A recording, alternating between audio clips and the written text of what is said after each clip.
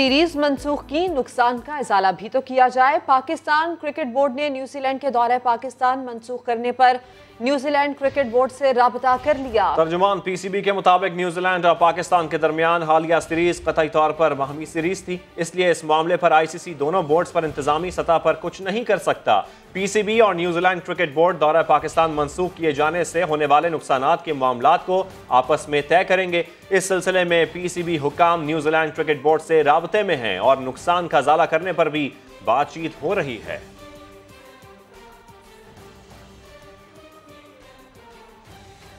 New Zealand में इतनी forces नहीं जितनी हमने उन्हें सिक्योरिटी दी। वजीर दाखिला शेख रशीद कहते हैं, जिस ईमेल की बात हो रही है वो तो कीवी टीम के जाने के बाद आई। हमने दुनिया को आम देने के लिए हजारों जानें कुर्बान की हैं। दुनिया हमारी कुर्बानियों का एतराफ करे। वजीर दाखिला ने ऑपोजिशन की तनकीद को भी मुस्तरद कर दिया। कहा, ऑपोजिशन शीशे के घर में बैठकर शेख रशीद और वजारत दाखिला पर पत्थर न बरसाए। हमारी एजेंसीज दुनिया की बेहतरीन एजेंसीज हैं।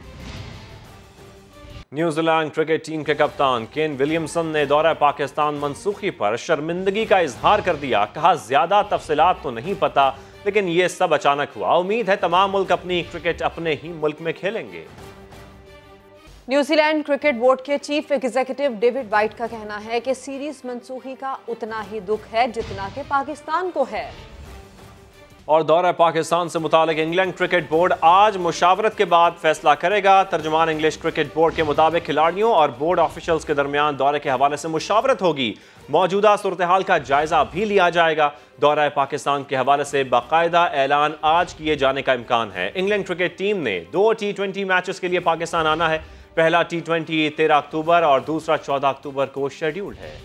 शरह सूद की बिजली फिर गिर गई। स्टेट बैंक ने 14 माह बाद शरह सूद बढ़ा दी। 7 से 7.25% शरह सूद होने से बैंकों के कर्जे महंगे हो गए।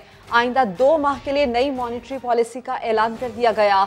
कहा गया है कि आलमी सतह पर महंगाई और मुल्की सतह पर बढ़ती दरामदात से मुस्तकबिल में पाकिस्तान में महंगाई में इजाफा हो सकता है।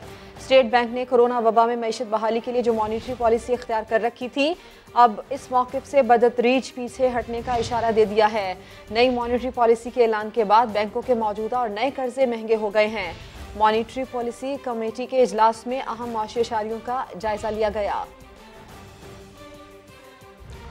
और इसी पर ताजरों का यह कहना है कि इजाफा मामूली है, मगर ताजरों ने शरह सूद में मजीद कमी का मुतालबा किया था। सनतकार जुबैर मोतीवाला ने समा को मजीद क्या बताया, आपको सुनवाते हैं।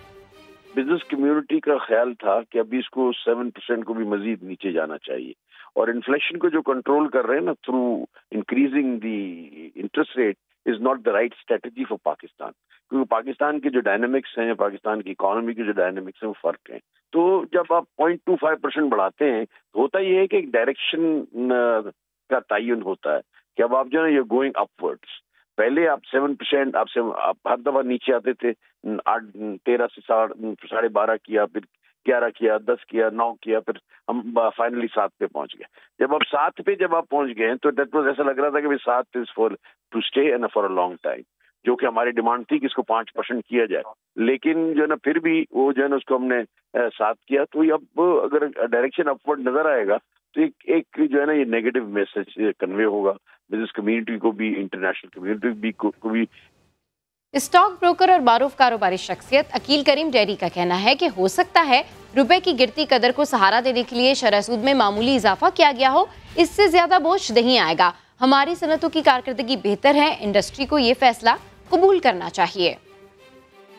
मेरा अपना ख्याल है कि देखें, सेंट्रल बैंक ने अगर सूद बढ़ाया 0.25, इसका कोई बहुत बड़ा इम्पैक्ट नहीं आएगा, और मेरा ख्याल है इंडस्ट्री को उसको एक्सेप्ट करना चाहिए, क्योंकि ये कोई इंटरेस्ट रेट इतना नहीं बढ़ाया कि किसी को कोई बोझ आएगा।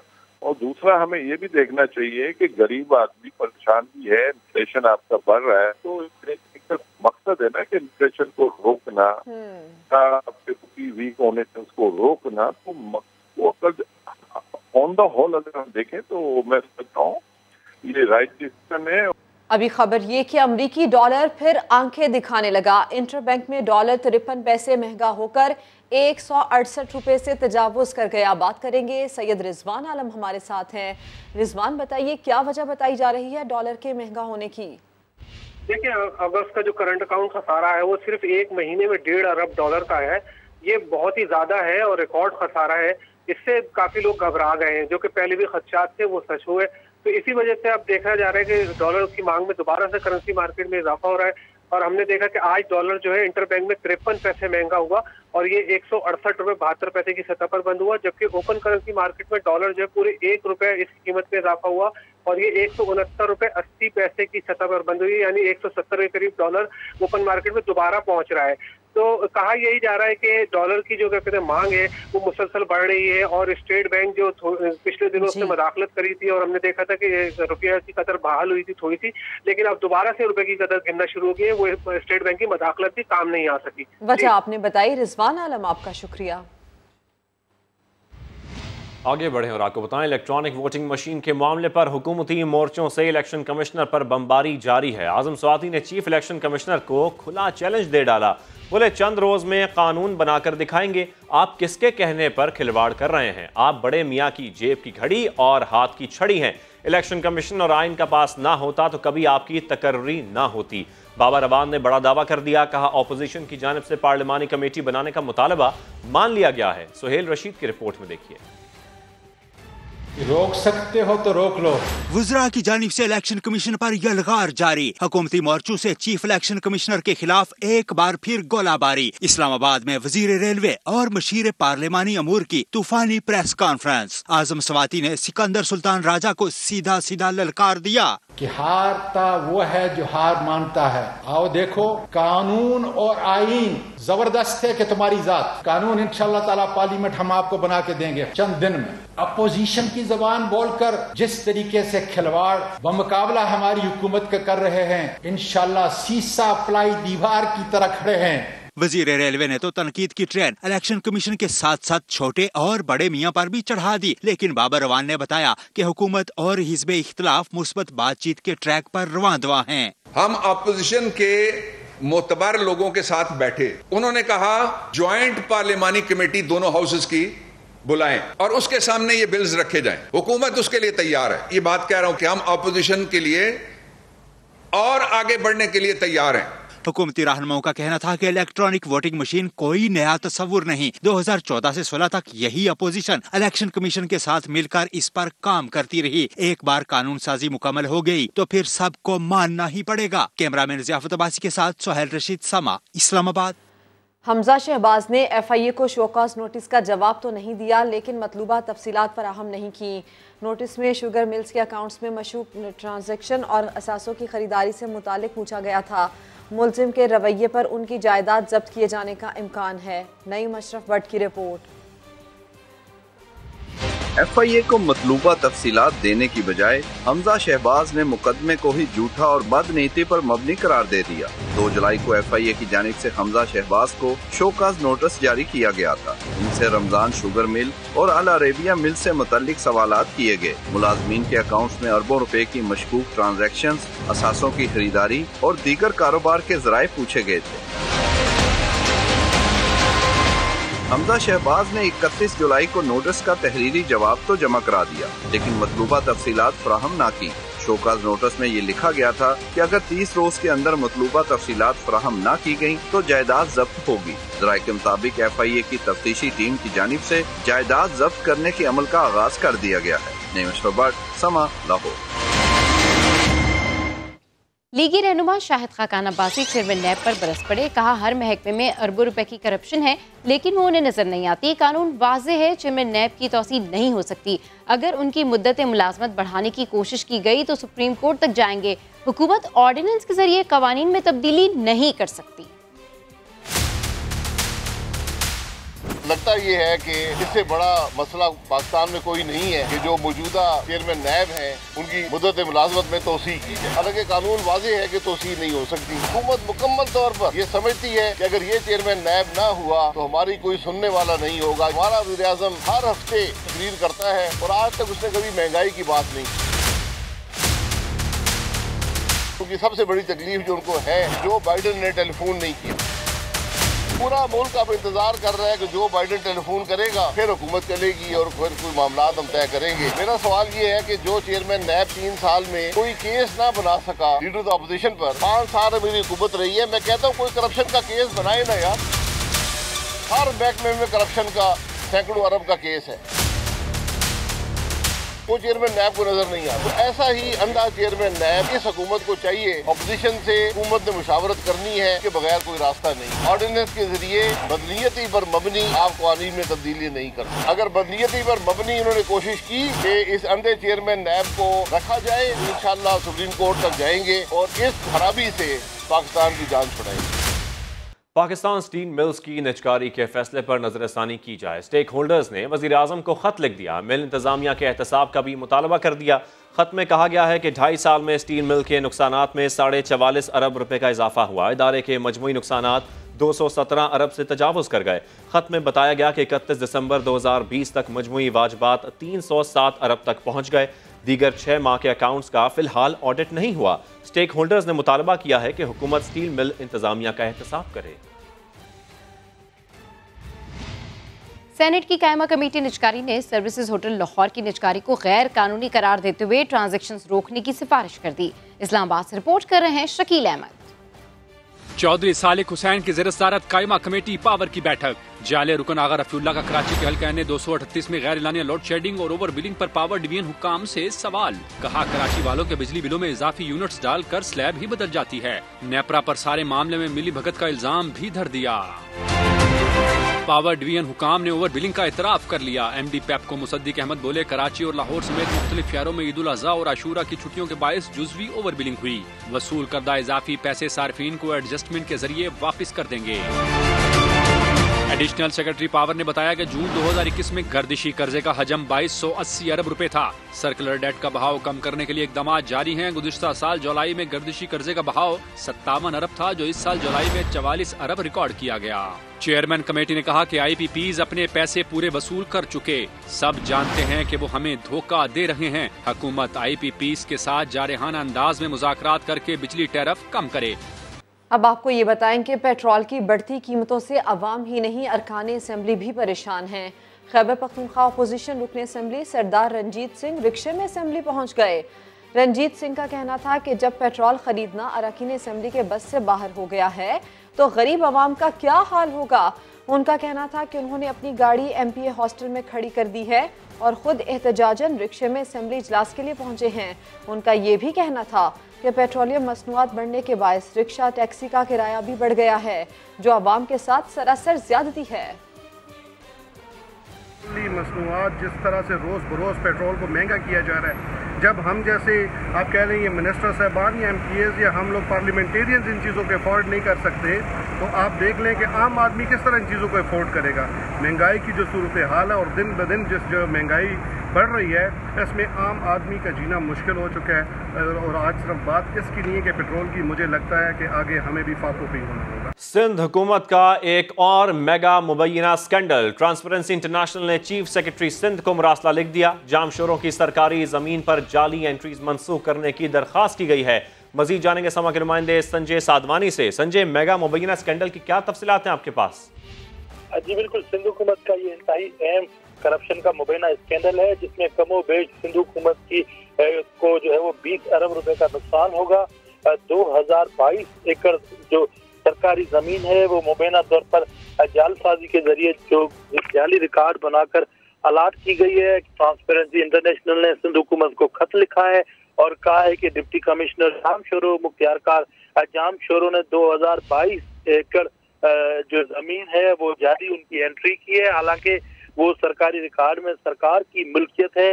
महकमा जो senior member board of revenue है, उनसे जब जवाब तलब किया गया है 2 माह गुजरने के बावजूद उन्होंने कोई जवाब नहीं दिया और जो जाली खाते हैं वो उनको ट्रांसपेरेंसी इंटरनेशनल के खत में ये लिखा गया है कि मुबैना तौर पर सियासी शख्सियात और चंद बाअसर अफराद का आशीर्वाद हासिल है। सुपर हाईवे पर एक निजी हाउसिंग सोसाइटी बनाई जा रही है, जिससे सिंध हुकूमत को 20 अरब का नुकसान होगा कौमी खजाने को। ठीक है, बहुत शुक्रिया, आप तफसीलें आगाह कर रहे थे संजय। मानसून बारिशों का नया सिस्टम मुल्क के बालाई इलाकों में दाखिल हो गया। इस्लामाबाद में जमकर बादल बरसे। मजीद बता रही है समा की नुमाइंदा अरहम खान।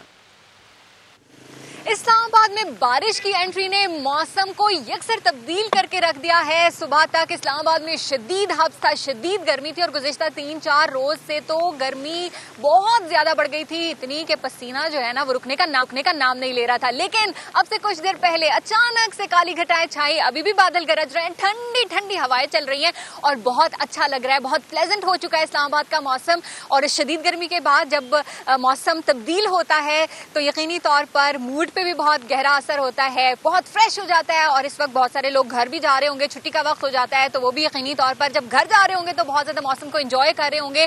जो ट्रैफिक है वो बहुत ज्यादा देखने में आ रही है सड़कों पे। इसके अलावा लोग ऑफिस से निकल के बाहर खड़े हो गए हैं। मैं भी इस वक्त बाहर खड़ी हूँ और मौसम को एंजॉय कर रही हूँ।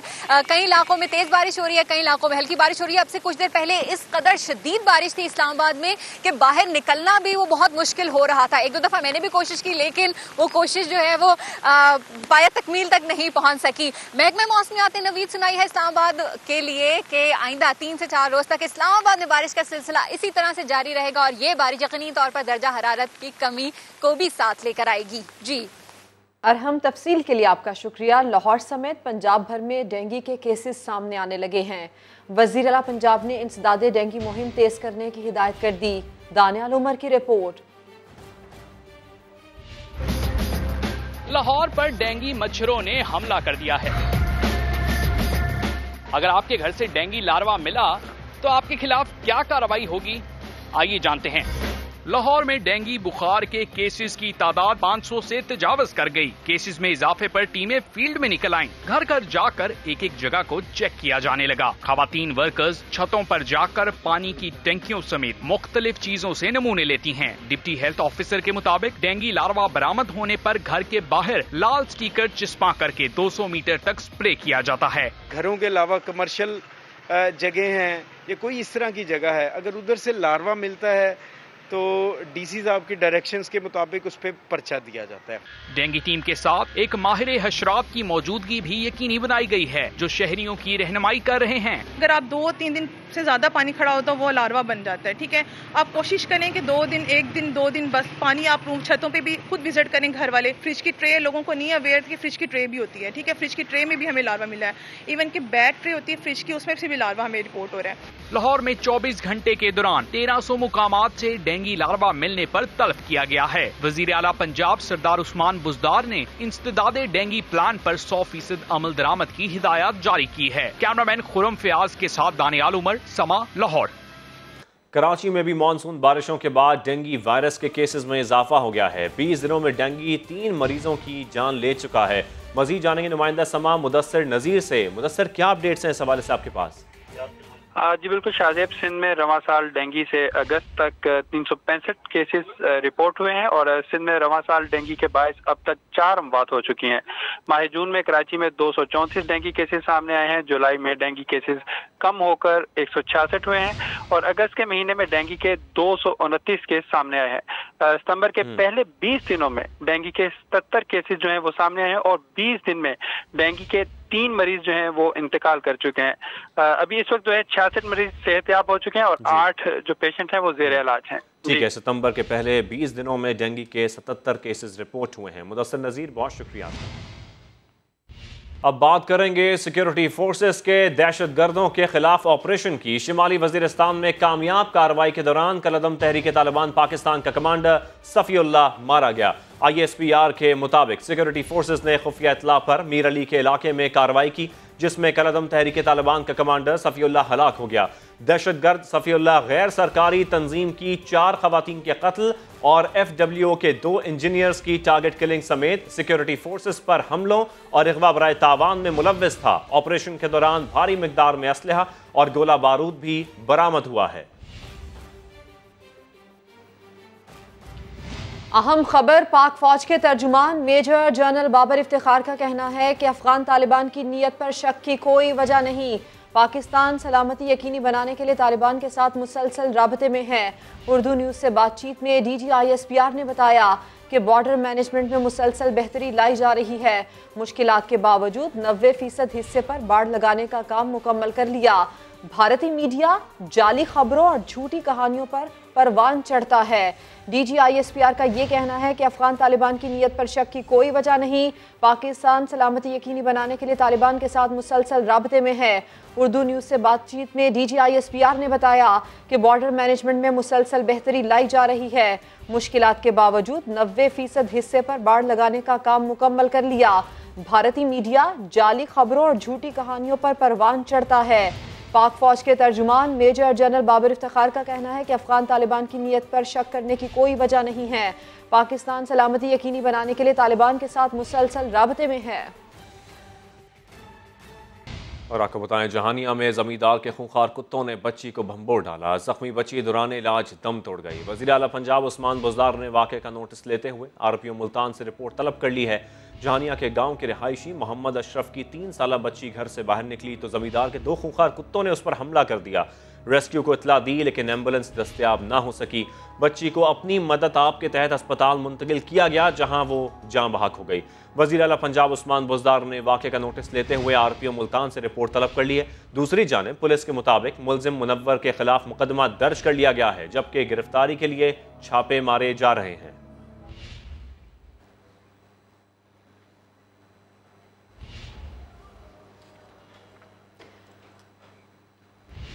अब आपको कोरोना की सूरत हाल बताते हैं। मुल्क में कोरोना वायरस से अमवात और नए मरीजों की तादाद में नुमाया कमी आने लगी है। 24 घंटे में 40 मरीज जान से गए। 2167 नए केसेस रिपोर्ट हुए हैं, जिसके बाद शरह 5% से भी कम हो गई है। National command and operation centre के मुताबिक गुज़श्ता रोज़ कोरोना के बायस खैबर पख्तूनख्वा में 17, सिंध में 12 और पंजाब में 11 मरीज दम तोड़ गए। मुल्क में मजमूई अमवात की तादाद 27,246 हो गई, जबकि 51,000 से ज़्यादा अफराद का कोरोना टेस्ट किया गया, जिनमें से 2,167 की रिपोर्ट मुस्बत आई। इस वक्त मुख्तलिफ अस्पतालों में 5,065 कोरोना मरीज ज़ेर इलाज हैं।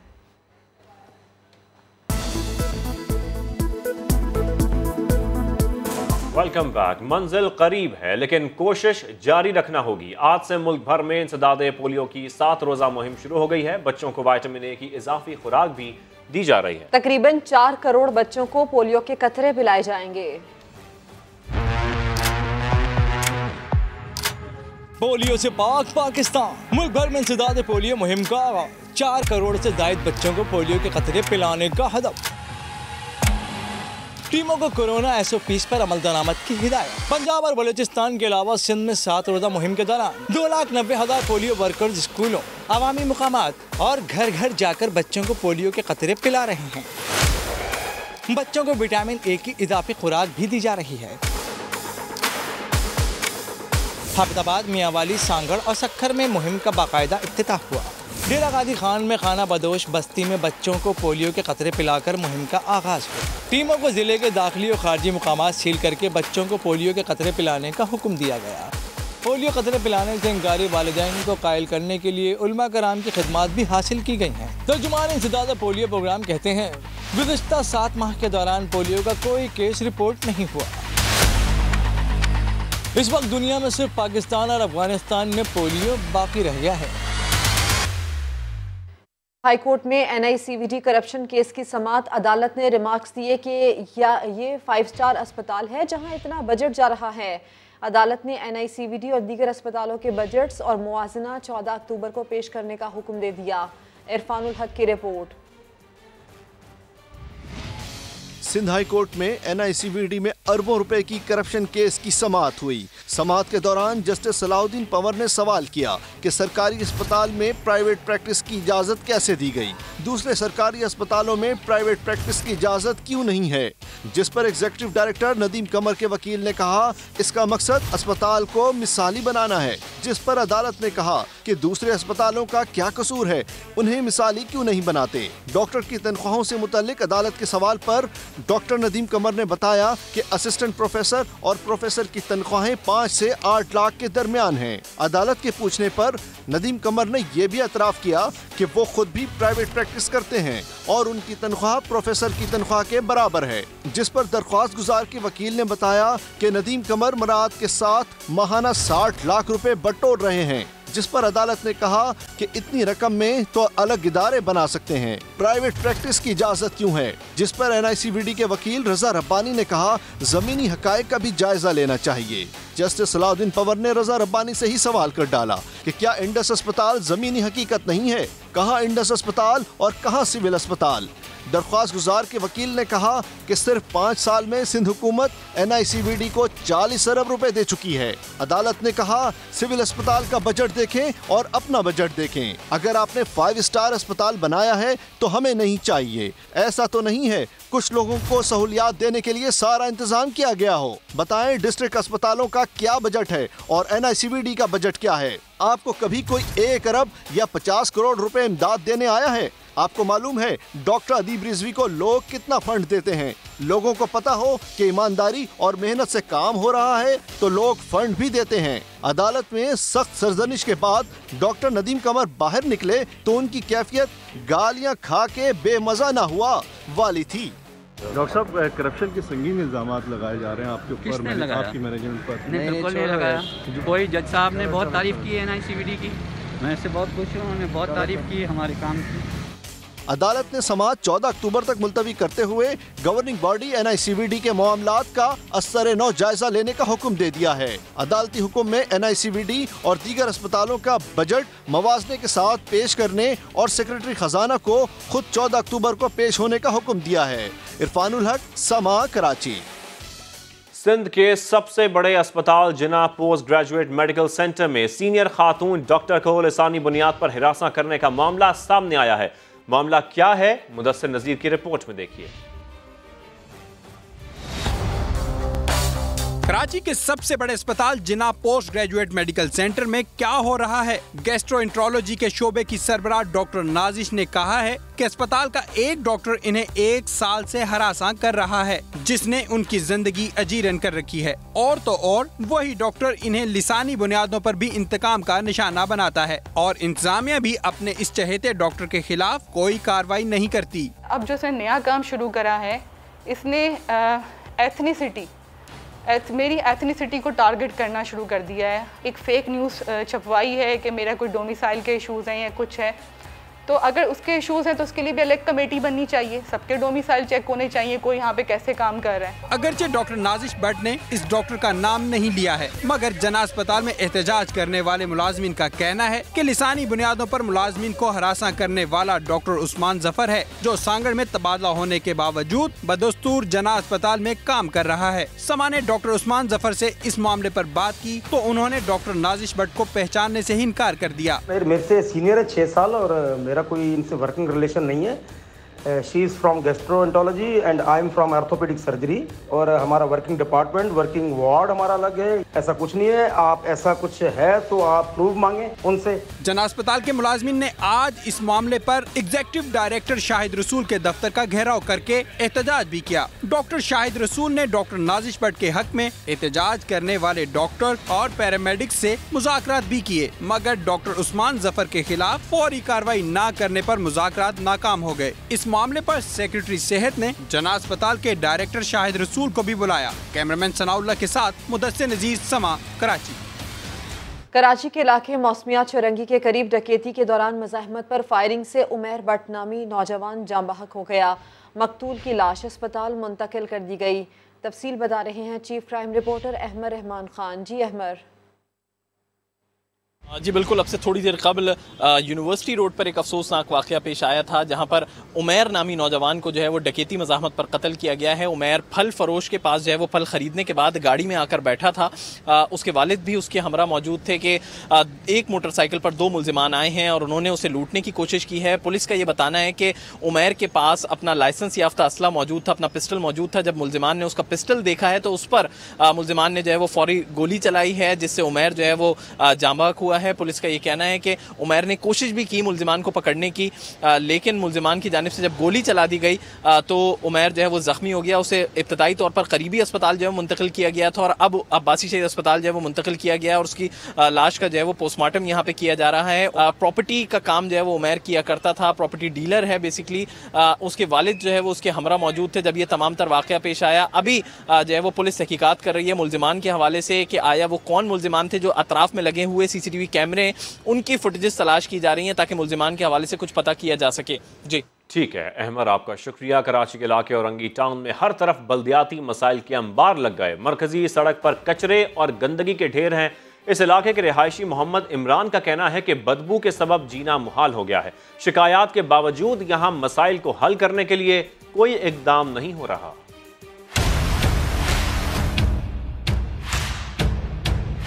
औरंगी टाउन 8.5 का इलाका है, कतर अस्पताल से आगे। मुराद अली शाह से मेरी अपील है, बराए मेहरबानी ये कचरे खाने पर ध्यान दें।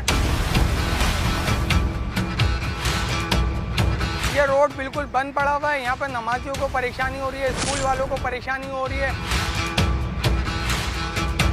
शॉप वालों को परेशानी, रिहाइश इलाकों में इतनी बदबू आ रही है। एक हफ्ता कचरा उठाने वाला कोई भी नहीं है।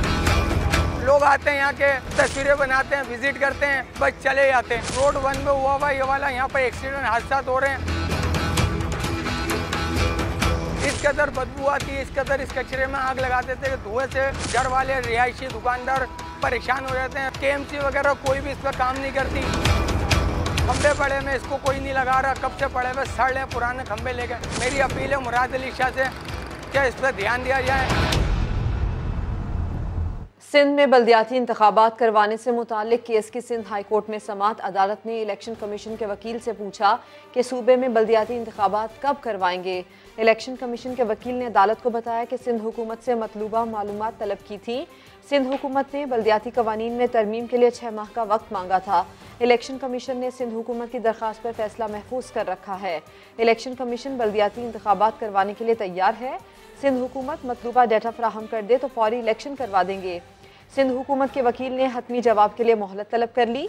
अदालत ने केस की समाअत 12 अक्टूबर तक मुलतवी कर दी। और अब डेस्क करप्शन की बात करें। तहरीक इंसाफ ने डेस्क करप्शन स्कैंडल में हुकूमत की तहकीकाती कमेटी मुस्तरद कर दी है। फिरदौस शमीम नकवी का कहना है कि कमेटी के सरबरा आसिफ अली मेमन सिंध हुकूमत के वफादार हैं। जुडिशल या ऐसी कमेटी बनाई जाए जो हुकूमत के जेर असर ना हो। आसिफ मेमन को हुकूमत ने 3 ओहदों से नवाज रखा है। वो वजीर आला और वज़रा के खिलाफ तहकीकात कैसे कर सकते हैं। डेस्क स्कैंडल के हवाले से तहरीक इंसाफ इस इंक्वायरी कमेटी को मुस्तरद करती है और ये कहती है कि फौरी तौर के ऊपर या तो जुडिशल बनाई जाए या ऐसे लोगों की कमेटी आए जो डायरेक्टली चीफ मिनिस्टर, मिनिस्टर्स के अंडर काम नहीं करते। ये आसिफ अली मेमन साहब जिनको आपने बनाया है और ये हुकूमत सिंध के कब से वफादार चल रहे हैं पीपल्स पार्टी के, वो आप तारीख देख लीजिए। हर ऐसी पोजीशन जिसके अंदर माल बनता हो और ठेके पे जाती हो, इनका नाम फहरिस्त आता है। आजकल KDA Sindh education literacy department है, उसके भी स्पेशल सेक्रेटरी लगे। एक वक्त में 3-3 पोजीशन रखे हुए और आप ये उम्मीद रखते हैं कि वजीरों के ऊपर वो इंक्वायरी करें। ये कोई फहम की बात है किसी बाशऊर आदमी के आ सकते। बहुत शोर मच रहा है पिछले साल से कि जब से PTI की हुकूमत आई उस वक्त से ट्रांसपेरेंसी की, करप्शन की रैंकिंग में 6 पॉइंट नीचे आ गए। ये सिर्फ एक डेस्क स्कैंडल में कितने नीचे आएंगे ये जरा बता दें। क्या इसका जिम्मा वफाक को दिया जाए? इस मुल्क की आधी करप्शन जो है वो सिंध के अंदर मिलेगी आपको। कराची के लिए ग्रीन लाइन बसों की आमद के बाद सिंध हुकूमत को भी होश आ गया। सिंध हुकूमत ने कराची के लिए बसें लाने का ऐलान कर दिया। वजीर बराए एक्साइज मुकेश चावला कहते हैं जनवरी में 50 बसें लाएंगे। बात करेंगे संजय साधवानी से। संजय, लगता है किस्मत मेहरबान हो गई है कराची पर। जी बिल्कुल ऐसा ही लगता है कि कराची वालों के नसीब और बाग खुल गए हैं।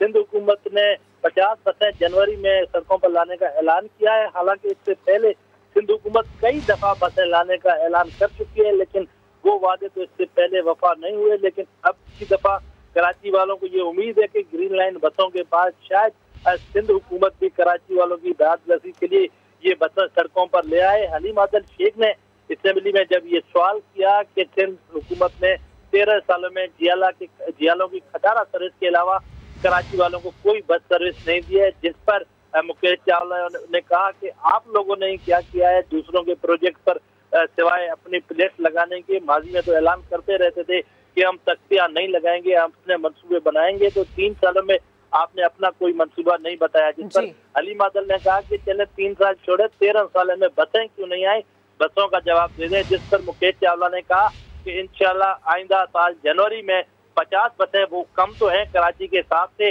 लेकिन पहले फेज में आएंगी और कराची की सड़कों पर चलते हुए संजय, तफसील के लिए शुक्रिया। रावलपिंडी में नया रेलवे फाटक लगाने पर नौगज़े गांव के मकीन पुलिस से लड़ पड़े। आंसू गैस की शेलिंग, पथराव और फायरिंग से एक खातून और पुलिस के मुतादिद जवान जख्मी हो गए। उमर आसिफ की रिपोर्ट। रावलपिंडी के गांव नौगज़े में अलग सुबह रेलवे पुलिस और इलाका मकीन आमने सामने आ गए। रेलवे पुलिस की भारी नफरी खुला फाटक हटाकर नई जगह फाटक लगाने पहुंची। पुलिस के मुताबिक अहले इलाका ने उन पर फायरिंग और पथराव किया, जिससे कई जवान जख्मी हुए, जिसके बाद आंसू गैस का इस्तेमाल करना पड़ा। सीधे फायर भी करने शुरू कर दी, जिसके नतीजे में हमारे एक जवान के टांग पे गोली लगी और एक जवान के पाँव पे शेल लगा और एक जवान पत्थर से जख्मी हो गया। इलाका मकीनों के मुताबिक रेलवे पुलिस की फायरिंग से उनकी एक खातून जख्मी हुई। अहले इलाका ने पथराव और फायरिंग का इल्जाम मुस्तरद करते हुए उल्टा रेलवे पुलिस पर निजी हाउसिंग सोसाइटी से मिली भगत का इल्जाम लगा दिया। न किसी ने कोई पत्थर मारा है, न कोई किसी ने डंडे मारे हैं, बल्कि एक हमारी खातून जो है वो जख्मी है, जो कि अस्पताल में। पुलिस वाले भी सोसाइटी वाले को रुपए के दिन, रेलवे वाले भी रुपए के दिन उन्होंने सोसाइटी वाले को, लिहाजा जी पुरानी फाटक जब रेलवे लाइन बिछाई गई है उस टाइम नहीं जी फाटक वो फाटक खत्म करके ते नवी जो सोसाइटी बन रहे हैं उस फाटक दे रहे हैं। तसादुम के दौरान जख्मी होने वाली खातून और पुलिस के जवान को अस्पताल मुंतकिल कर दिया गया। रेलवे पुलिस की मुद्दईयत में थाना नसीराबाद में मुकदमा दर्ज हो चुका है। बुलेटिन के आखिर में दिखाएं ताज़ा फलों का जूस, वो भी ड्राई फ्रूट के साथ। देखिए उमर आसिफ की रिपोर्ट में। शीशे के ग्लास पर लगा चॉकलेट का पेस्ट, इस पर चिपकाए गए काजू, इंजीर, पिस्ता और बादाम। जूस से भरे ग्लास के ऊपर भी खुश्क मेवा जात का अंबार, फिर डाली गई क्रीम और शहद और तो और स्ट्रॉ भी खजूर और अखरोट की तह में छुपा हुआ। रावलपिंडी की फौजी कॉलोनी में ये जूस तैयार कर रहे हैं अजमल खान। कहते हैं जल्द नई वेराइटीज भी मुतारिफ कराऊंगा। ये आइडिया मेरे पास खुद अपने जहन में बनाया था और अपने तजुर्बात करके हम इधर तक पहुंच गए। इंशाल्लाह इससे अगली वैरायटी जो हमारा होगा इसके सोने का वर्क चलाऊंगा, चांदी का वर्क, ये अगली वैरायटी होगा। इंशाल्लाह इसके अलावा और भी इसमें बहुत तब्दील लेके आऊंगा। जो शख्स भी इस सौगात का सुनता है जायकों का लुत्फ लेने चला आता है। सेहत के लिए तो बहुत अच्छा है, क्योंकि इसमें सारा में जो कुछ है वो लगे, देखने में तो बहुत अच्छा लगता है। हम भी सुन कर रहे हैं, काफी यूट्यूब पे देखा है, इसी तरह टिकटॉक वगैरह पे देखा है। तगड़ी जूस की कीमत भी तगड़ी, एक गिलास पीने के लिए 800 से 1000 तक खर्च करना पड़ते हैं। देखने में अलग और पीने में सेहतमंद जूस बेचने का मुनफरिद अंदाज लोगों को अपनी जानिब खूब मुतवज्जे कर रहा है। कैमरामैन रॉबिन्सन नजीर के साथ उमर आसिफ, समा, रावलपिंडी।